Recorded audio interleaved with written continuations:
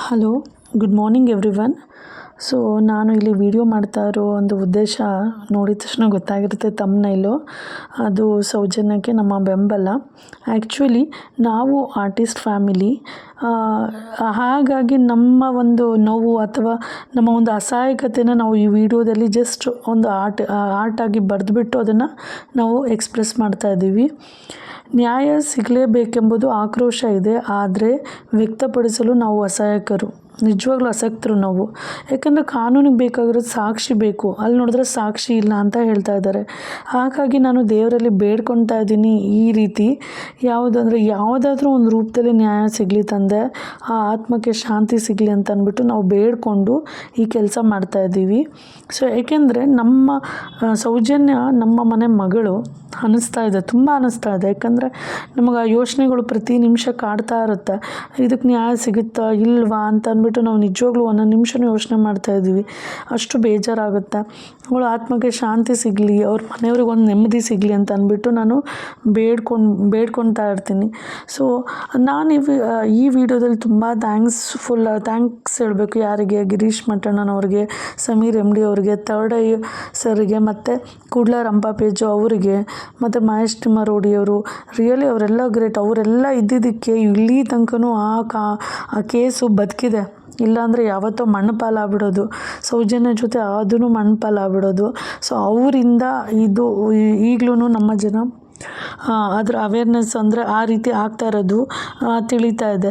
ಈಗ ಆ ಸೌಜನ್ಯ ಕೇಸ್ ಆದಮೇಲೆ ಕರಾವಳಿಯಲ್ಲಿ ಅಂಥ ಒಂದು ಕೇಸ್ಗಳು ಮತ್ತೆ ಆಗಿಲ್ಲ. ಯಾಕಂದರೆ ಅವರು ಎದುರಿದ್ದಾರೆ, ಇಷ್ಟು ಜನ ಹೋರಾಡ್ತಿರೋದ್ರಿಂದ. ಕೆಲವೊಬ್ಬರು ಬಲಿಷ್ಠಶಾಲಿಗಳು ಇದ್ದಾರಲ್ಲ ನಮ್ಮ ದೇವಸ್ಥಾನದ ಆಡಳಿತ ಮಂಡಳಿ, ಅವರೆಲ್ಲ ತುಂಬ ಗ್ರೇಟ್ ಪರ್ಸನ್ಸ್. ಅವ್ರ ಬಗ್ಗೆ ನಾವು ಹೇಳೋಂಗೂ ಇಲ್ಲ ಅಂತ ಎಲ್ಲೂ. ಏನಾದ್ರು ಹೇಳಿದ್ರೆ ನಮ್ಗೆ ಪ್ರಾಬ್ಲಮ್ ಆಗುತ್ತಂತೆ. ಬಟ್ ಅವರು ಯಾರು ಅಂತ ಅಂದ್ಬಿಟ್ಟು ಎಲ್ರಿಗೂ ಗೊತ್ತೇ ಇರುತ್ತೆ.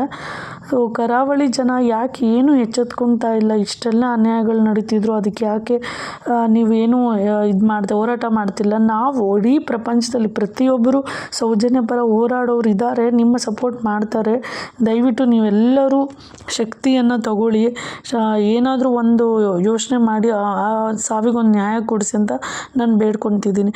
ಅದು ಒಂದು ಸಾವಲ್ಲ ರೀ, ತುಂಬ ಸಾವುಗಳು ನಡೆದಿದೆ. ಅವಕ್ಕೆಲ್ಲ ಯಾರು ಹೊಣೆ, ಯಾರು ಅಂತಲೇ ಗೊತ್ತಿಲ್ಲ ಅಂದರೆ ಅದರ ಅರ್ಥ ಏನು? ಈಗ ಕೊಲೆ ಆಗಿದೆ ಅಂದರೆ ಅದು ಯಾರು ಮಾಡಿದ್ದಾರೆ ಅನ್ನೋದು ಒಂದು ಗೊತ್ತಾಗಲೇಬೇಕಲ್ವ?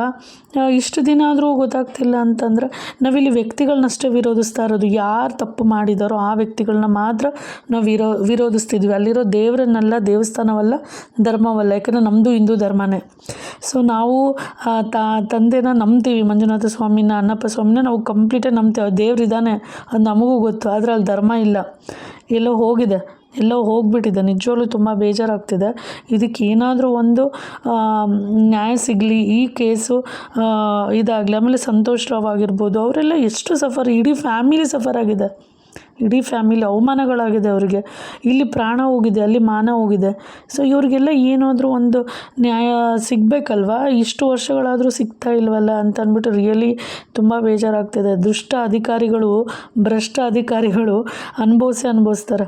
ಅಂಥ ರಾಮಾಯಣ ಮಹಾಭಾರತದಲ್ಲಿ ಅಂಥ ದುಷ್ಟರೆಲ್ಲ ಮಣ್ಣುಪಾಲಾಗೋದ್ರು. ಅವ್ರು ಎಂಥ ಸರ್ವಶಕ್ತಿಗಳಿದ್ವು ಅವರಿಗೆ. ಆಮೇಲೆ ಅವರ ದೇವರಿಂದ ಎಲ್ಲ ವರಗಳನ್ನು ಪಡೆದವರು ಕೌರವರು, ಕುರುವಂಶದವರು, ಅವರೇ ಮಣ್ಣುಪಾಲಾದರು. ಯಾಕೆಂದರೆ ಹೆಣ್ಣಿನ ಶಾಪ, ಹೆಣ್ಣಿನ ನೋವು ಯಾವತ್ತೂ ಬಿಡೋದಿಲ್ಲ. ಅನುಭವಿಸ್ತಾರೆ. ಅವ್ರು ಎಂಥ ದೊಡ್ಡ ಮನೆಯವರಾಗಿರ್ಬೋದು, ಅವ್ರ ಹತ್ರ ದುಡ್ಡಿರ್ಬೋದು, ಆದರೆ ದೇವರು ನಿಜವಾಗ್ಲೂ ನೆಮ್ಮದಿ ಕೊಟ್ಟಿಲ್ಲ. ಅವ್ರು ಯಾರು ಅಂತ ನಮಗೆ ಗೊತ್ತಾಗಿದೆ. ಅವ್ರಿಗೆ ಇನ್ಯಾವುದ ಮರ್ಯಾದೆ ನಾವು ಕೊಡೋದೂ ಇಲ್ಲ. ಅವ್ರು ಇಷ್ಟು ದಿನ ಅವ್ರನ್ನ ದೇವರಾಗಿ ಪೂಜಿಸಿದ ಸಾಕು. ದೇವರಲ್ಲ, ಸುಳ್ಳು ಅದೆಲ್ಲ. ಮನುಷ್ಯ ಯಾವತ್ತೂ ದೇವರಾಗಕ್ಕೆ ಸಾಧ್ಯ ಇಲ್ಲ ಅಂತ ಅಂದ್ಬಿಟ್ಟು ತೋರಿಸ್ಕೊಟ್ಟಿದ್ದಾರೆ ಅವರು. ಅವ್ರು ದೇವರಲ್ಲ. ನಾವು ಅವ್ರ ಫೋಟೋಗಳನ್ನ ಇಟ್ಕೊಂಡು ಪೂಜೆ ಮಾಡ್ತಾಯಿದ್ವಿ. ಇವತ್ತಿನ ದಿನ ನಮಗೆ ಎಷ್ಟು ನೋವಾಗ್ತಾಯಿದೆ ಗೊತ್ತಾ? ಇದು ನಮ್ಮ ಧರ್ಮಕ್ಕೆ ಅಲ್ಲ, ನಮ್ಮ ಒಂದು ಫೀಲಿಂಗ್ಸ್ಗೆ ಅದು ಹರ್ಟ್ ಆಗಿದೆ ತುಂಬಾ. ಯಾಕಂದರೆ ಎಲ್ಲೋ ಇಟ್ಟಿರ್ತೀವಿ ಅವ್ರನ್ನ. ಅವ್ರು ಬಂದು ಇಂಥ ಕೀಳ್ಮಟ್ಟದಲ್ಲಿದ್ದಾರೆ ಅಂತ ಅಂದ್ಬಿಟ್ಟು ಅಂದ್ಕೊಂಡಿರಲಿಲ್ಲ. ಸೊ ನಾನು ಇಲ್ಲಿ ರಿಕ್ವೆಸ್ಟ್ ಏನು ಮಾಡ್ತಿದ್ದೀನಿ ಅಂದರೆ, ನಮ್ಮ ಮನೆಯ ಮಗಳು ಸೌಜನ್ಯ, ಬರೀ ಕರ್ನಾಟಕದಲ್ಲಿ ಎಲ್ಲ ಮನೆಯ ಮಗಳು ಅವಳು. ನಿಜವಾಗ್ಲೂ ಅವಳ ಆತ್ಮಕ್ಕೆ ಶಾಂತಿ ಸಿಗಲಿ, ಅವ್ರ ತಾಯಿಗೆ ನೆಮ್ಮದಿ ಸಿಗಲಿ. ಅವ್ರ ಕಣ್ಣಲ್ಲೇ ನೋಡಿದ್ರೆ ಗೊತ್ತಾಗುತ್ತೆ. ಅವ್ರ ಮನೆಯವರು, ಅವರ ತಾಯಿ ಕಣ್ಣಲ್ಲೇ ಗೊತ್ತಾಗುತ್ತೆ ಎಷ್ಟು ನೋವಾಗಿರ್ಬೋದು. ಅಪ್ಪ ದೇವ್ರೆ, ಆ ತಾಯಿಗೆ ಒಂದು ನೆಮ್ಮದಿಯಾಗಿ ಮಲಗಿರಲ್ಲ ಅವ್ರು ಎಷ್ಟೋ ದಿನಗಳು. ಅವ್ರಿಗೆ ಶಾಂತಿ ಸಿಗಲಿ, ಅವ್ರ ಮನೆಯವರೆಲ್ಲ ಆರಾಮಾಗಿರಲಿ. ಅವ್ರು ಆರಾಮಾಗಿರ್ಬೇಕಂದ್ರೆ ಇದು ನ್ಯಾಯ ಸಿಗಬೇಕು. ಅಂದರೆ ಯಾರು ಅಂತ ಗೊತ್ತಾಗಿದೆ, ಕಾನೂನು ಪ್ರಕಾರ ಆಗಬೇಕು ಅದು ಯಾರು ಅಂತ ಅಂದ್ಬಿಟ್ಟು.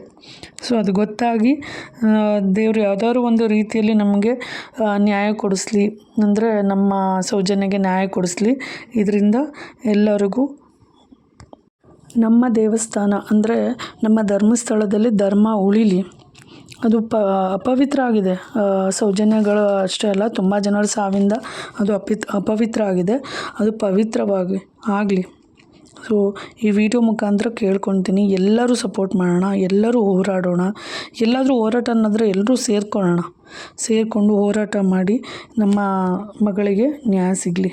ಅವಳ ಮಗಳಲ್ಲ, ಒಂದು ಶಕ್ತಿ ದೇವತೆ, ಮಣ್ಣಾಗಿರ್ಬೋದು, ಆದರೆ ಅವಳ ಆತ್ಮಕ್ಕೆ ಶಾಂತಿ ಸಿಕ್ಕಿಲ್ಲ. ಆತ್ಮಕ್ಕೆ ಶಾಂತಿ ಸಿಗಲಿ. Thank you.